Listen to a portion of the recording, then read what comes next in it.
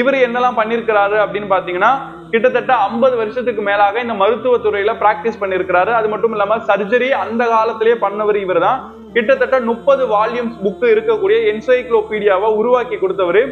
இந்த ஒரு புக்கை வச்சுதான் இன்னைக்கு நம்ம மாடர்ன் மெடிக்கல்ஸ் எல்லாம் படிக்கிறோம்ல, மாடர்ன் சர்ஜரிஸ் எல்லாம் படிக்கிறோம்ல, இதெல்லாம் யாரு கண்டுபிடிச்சு கொடுத்தா அப்படின்னு சொன்னா ஆங்கிலேயன் கண்டுபிடிச்சு கொடுத்தான். இல்லாட்டி வெளிநாட்டுல இருந்து நம்ம நாட்டுக்கு வந்த ஒரு விஷயம் தான் இந்த சர்ஜரி பண்ணக்கூடிய முறைகள், இல்லாட்டி யூரோப்காரன் தான் கண்டுபிடிச்சு கொடுத்தான் அப்படின்னு சொல்றோம்ல.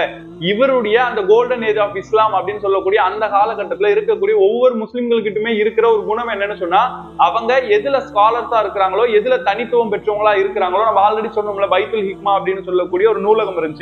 பல்வேறு அறிஞர்களுடைய நூல்களை கொண்டு வந்து வச்சு அதை மொழிபெயர்ப்பு செஞ்சு அதுல ஆராய்ச்சி பண்ணக்கூடியதுதான் அந்த நூலகத்தினுடைய முக்கிய வேலையா இருக்கும் அப்படின்னு சொல்லிட்டு, அதே போல இவருமே பல்வேறு இடங்கள்ல இருந்து ஆராய்ச்சி பண்ணி அதை அரபில டிரான்ஸ்லேட் பண்ணி இவருமே பல்வேறு கண்டுபிடிப்புகளை கண்டுபிடிச்சிருக்கிறாரு. அந்த கண்டுபிடிப்புகள்ல தான் 30 வால்யூம்ஸா இருக்கக்கூடிய என்சைக்ளோபீடியா புத்தகத்தையுமே எழுதியிருக்கிறாரு.